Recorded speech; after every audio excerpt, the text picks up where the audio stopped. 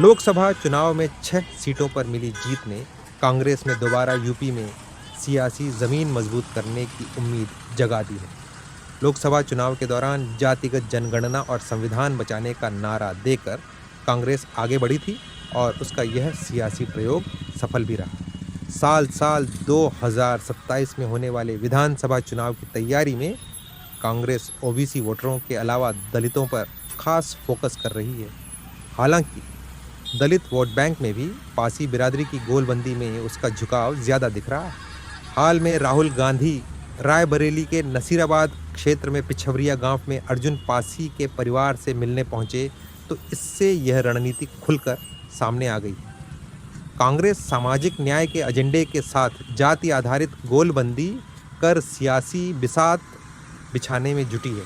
UP में कांग्रेस दलितों में पासी समुदाय पर लगातार फोकस कर रही है। दलित संवाद और दलितों के साथ सहभोज में भी इस बिरादरी को साधने की पूरी कोशिश हुई।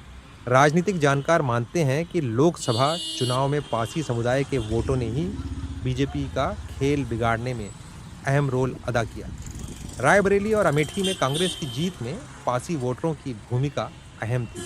यूपी कांग्रेस ने पिछले दिनों संविधान सभा के सदस्य और देश के पहले प्रधानमंत्री जवाहरलाल नेहरू के साथ 1952 और 1957 में सांसद रहे लखनऊ के मसूरियादीन पासी की पुण्यतिथि मनाई थी। इस क्रम में कांग्रेस से जुड़े रहे पासी समुदाय के दिग्गज नेताओं की जयंती और पुण्यतिथि मनाने का भी प्लान बनाया गया है।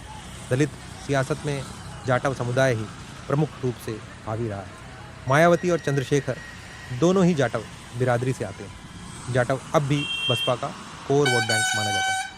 हालांकि लोकसभा चुनाव में ये वोट बैंक भी बसपा से छिटक गया था। फिलहाल सपा और कांग्रेस दोनों ही गैर जाटव दलितों को साधने की नीति पर काम कर रहे हैं। लोकसभा चुनावों में संविधान और आरक्षण के मुद्दे पर दलित और पिछड़ा वर्ग के मिले साथ को जोड़े रखने का प्लान है।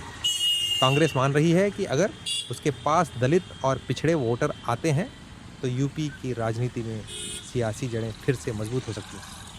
यूपी में दलितों में जाटव के बाद दूसरे नंबर पर पासी जाति आती है। मध्य यूपी में इनका सियासी प्रभाव ज़्यादा है। सीतापुर, रायबरेली, बाराबंकी, अमेठी, कौशाम्बी, प्रतापगढ़, फतेहपुर, उन्नाव, हरदोई, बस्ती और गोंडा जैसे ज़िलों में ये निर्णायक वोटर माने जाते हैं।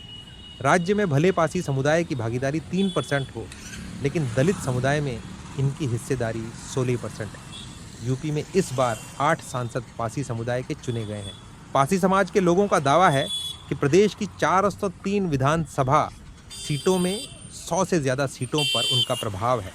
इनमें से 50 से ज़्यादा सीटों पर वे निर्णायक हैं।